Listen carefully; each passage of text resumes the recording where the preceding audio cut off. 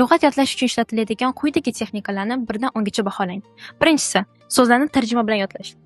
Xo'p, til o'rganishda endi boshlaganlar uchun juda ham qulay usul, balki 10 dan 6. Ikkinchisi, mnemonika. 10 dan 1.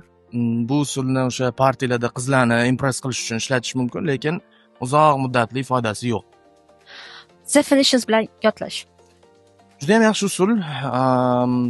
10 dan 8. So'zlarni mavzular bo'yicha yodlash. 10 dan 9, chunki taxmin tanlab olib yodlash shart bo'lmaydi. Shunda so'zlarni bir-biriga bog'lab bitta oila ichida yodlasangiz, juda ham foydali. 10 dan 9. So'zlarni gaplar ichida kontekst bilan yodlash.